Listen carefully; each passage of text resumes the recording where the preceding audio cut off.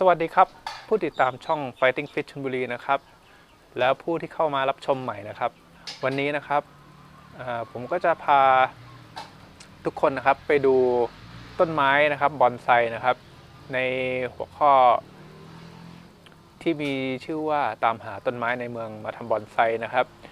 เป็นการอัปเดตนะครับว่าตลอดระยะเวลา1 ปีมานะครับที่ทำเกี่ยวกับไม้ชุดเนี้ยมันเป็นยังไงบ้างนะครับแล้วก็แต่ละต้นเนี่ยมีวิวัฒนาการเป็นอย่างไรบ้างนะครับพอดีมี FC ท่านหนึ่งนะครับขอให้อัปเดตนะครับต้นไม้ในหัวข้อตามหาต้นไม้ในเมืองมาทำบอนไซนะครับเดี๋ยวเรามาติดตามรับชมพร้อมกันเลยนะครับว่าแต่ละต้นเนี่ยจะเป็นอย่างไรบ้างนะครับไปติดตามรับชมได้เลยครับ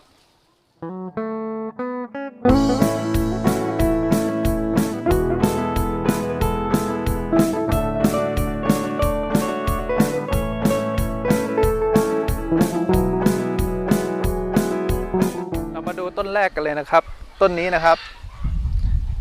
อันนี้เป็นต้นไกลนะครับจากคลิปตามหาต้นไม้ในเมืองมาทำบอนไซนะครับอันนี้ภาคที่1นะครับนี่นะครับดูขนาดนะครับถ้าเกิดใครอยากรู้ว่าตอนที่เอามาเนี่ยต้นแค่ไหนนะครับไปดูได้นะครับเดี๋ยวผมจะทิ้งลิงก์นะครับไว้ในใต้คลิปนี้นะครับแล้วก็จะเอาไว้ด้านบนด้วยนะครับว่าด้านบนขวามือนะครับว่าเป็นคลิปไหนนะครับนี่นะครับอันนี้นี่นะครับต้นนี้นะครับผมไม่ได้เป็นคนทำนะครับอันนี้คือพ่อเขาขอมาทำนะครับอันนี้ก็เป็นต้นหนึ่งนะครับดงตรงนี้คือของพ่อหมดเลยนะครับ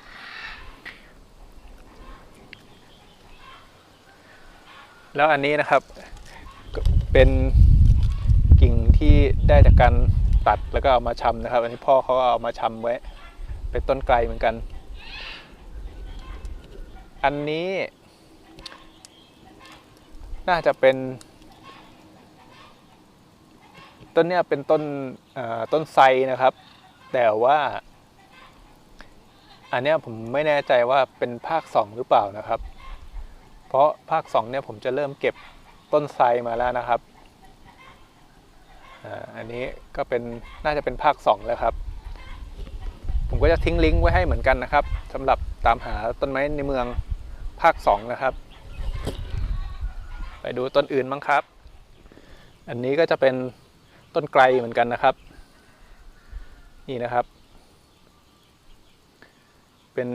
ตามหาต้นไม้ในเมืองทำบอนไซภาค2แน่นอนครับอันนี้ต้นนี้นะครับดูอันนี้พ่อเขาขอมาทำนะครับ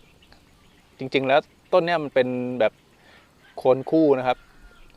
ก็คือไอ้กิ่งต้นนู้นนะครับต้นที่ผมให้ดูเมื่อกี้นะครับที่พ่อเขาเอามาปักชำไว้นะครับก็คือมันเป็นอีกฝั่งหนึ่งของต้นเนี้ยนะครับอันนี้พ่อเขาตัดออกนะครับแล้วก็มันก็เหลืออยู่แค่นี้อันนี้พ่อเขาขอมานะครับก็ให้เขาเอามาทำเล่นนะครับอันนี้ก็คือทำตามสไตล์เขานะครับเดี๋ยวเราไปดูตรงอื่นบ้างครับอันนี้นะครับก็จะเป็นต้นโพนะครับโพขี้นกต้นเนี้ยเป็นจากคลิปตามหาต้นไม้ในเมืองทำบอนไซนะครับอันนี้เป็นภาคที่1นะครับของผมนี่จะเน้นทำให้เขาอยู่ทรงเล็กๆนะครับยังไม่ได้ตัดใบนะครับตอนนี้เป็นช่วงหน้าหนาวก็ให้เขาพักตัวไปก่อนนะครับอันนี้ก็เหมือนกันนะครับอันนี้เป็นของภาคที่1นะครับเนี่ยนะครับเดี๋ยวหยิบให้ดูเนี่ยนะครับผมจะทำให้อยู่ในลักษณะนี้นะครับคือเอาไว้ให้มันเป็นต้นเล็กๆนะครับจะไม่ให้เขาต้นใหญ่นะครับผมชอบให้ต้นไม้บอนไซที่มีขนาดเล็กนะครับไม่อยากให้เขาโตขึ้นมานะครับอันนี้ทำชมลากรอบนะครับอันนี้ใครอยากดูเนี่ยไปดูได้นะครับในผมทำเป็นเพลย์ลิสต์ไว้นะครับคือบอนไซเนี่ยผมก็จะมีแต่ต้นคลิปทำบอนไซอย่างเดียวนะครับสำหรับ ฟนๆที่ติดตามมาจากการทำบอนไซนะครับไปดูในเพลย์ลิสต์ได้นะครับ อันใหม่ๆนะครับผมก็อันนี้ต้นนี้นะครับเป็นไซนะครับอันนี้เป็นของตามหาต้นไม้ในเมืองทำบอนไซนะครับภาคที่3ใช่ไหมภาคที่3หรือภาคที่4เนี่ยแหละครับต้นเนี้ยจำไม่ได้นะครับหลายต้นเหลือเกิน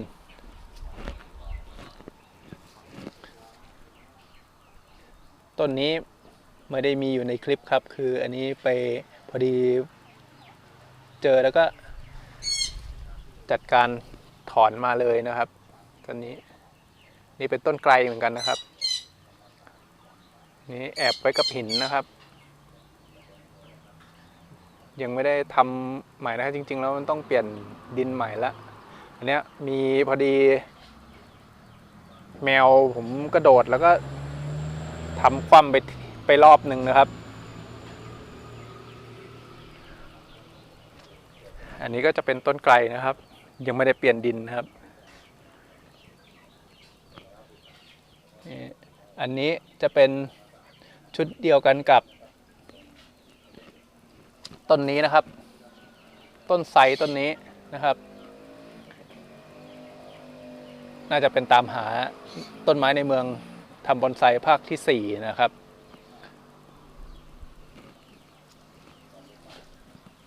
อันนี้เป็นของภาคที่2นะครับ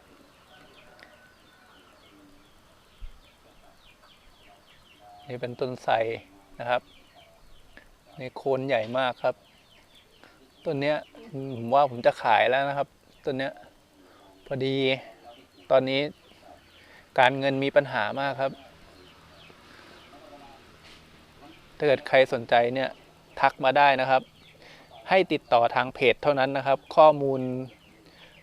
ของทุกคนจะได้เป็นความลับนะครับให้ทักแชทมาทางเพจเท่านั้นนะครับพวกที่อยู่เบอร์โทรอะไรอย่าทิ้งไว้ในYouTube นะครับอันนี้จะเป็นไซนะครับอันนี้ผมว่าจะเป็นภาคที่4นะครับต้นนี้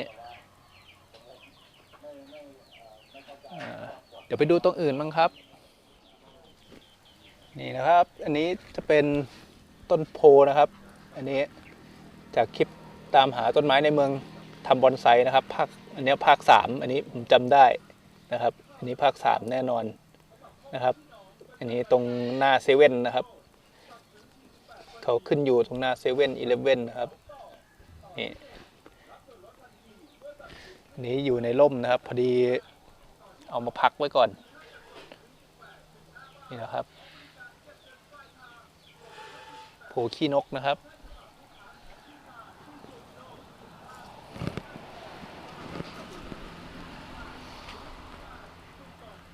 อันนี้ก็จะเป็น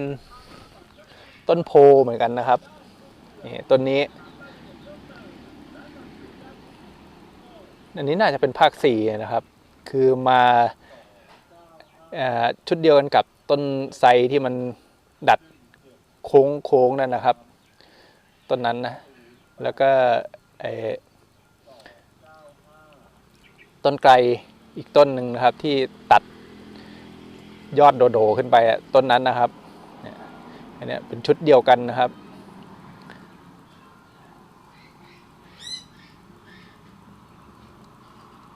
นี่นะครับ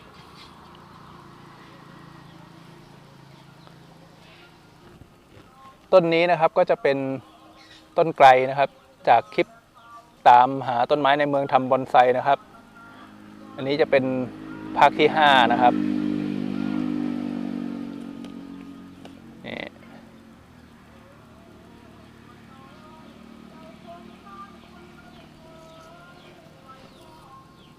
โอเคเดี๋ยวไปดูตรงอื่นอีกครับ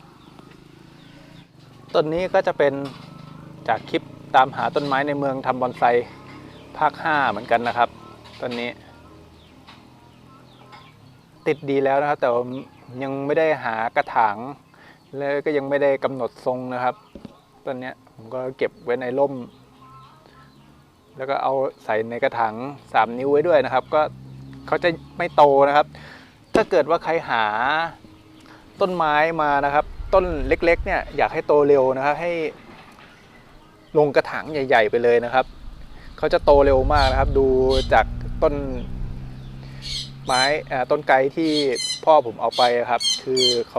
พ่อเขาใส่กระถางใหญ่นะครับคือแล้วต้นก็จะโตเร็วนะครับต้นไกรเนี่ยจะโตเร็วมากนะครับโอเคครับคลิปนี้นะครับก็จบเป็นที่เรียบร้อยแล้วนะครับก็เป็นยังไงบ้างครับต้นไม้เนี่ยมันเจริญเติบโตแล้วก็เป็นทรงที่พอจะถูกใจของแต่ละคนบ้างไหมนะครับก็ผมก็จะให้ดูคร่าวๆนะครับบางต้นเนี่ยผมเอามาแล้วก็ไม่ได้ถ่ายทำคลิปก็มีนะครับแล้วบางต้นก็เกิดจากการปักชำต้นไม้ที่ผมตัดแต่งไปเนี่ยก็หลายต้นนะครับมันก็บางทีก็จะลืมไปบ้างนะครับแล้วก็ต้นไม้เนี่ยมันก็มีรอดบ้างไม่รอดบ้างนะครับก็เป็นการเสี่ยงดวงนะครับต้นโพก็คืออย่างที่บอกนะครับผมจะเน้นให้เขาต้นไม่ใหญ่นะครับก็คือจะให้เขาต้นแบบเล็กๆนะครับแล้วก็สร้างรายละเอียดไปเรื่อยๆนะครับถ้าเกิดว่าใครอยากให้ต้นไม้โตเร็วนะครับให้นำต้นไม้เนี่ยลงกระถางใหญ่ๆนะครับเขาจะเจริญเติบโตได้ดีนะครับแล้วก็แตกกิ่งก้านออกมาเร็วนะครับเราก็จบเร็วนะครับไกลพวกโพเนี่ยแป๊บเดียวนะครับโอเคครับผมคลิปนี้ผมก็คงจบแต่เพียงเท่านี้นะครับถ้าเกิดใครชอบคลิปนี้นะครับก็อย่าลืมนะครับกดไลค์นะครับแล้วก็ช่วยกดติดตามสำหรับคนที่ยังไม่ได้ติดตามนะช่วยกดติดตามช่อง Fighting Fit ชลบุรีด้วยนะครับส่วนคลิปนี้นะครับผมก็ขอลาไปก่อนแล้วมาพบกันใหม่ในคลิปหน้านะครับขอบคุณที่ติดตามรับชมครับขอบคุณครับผม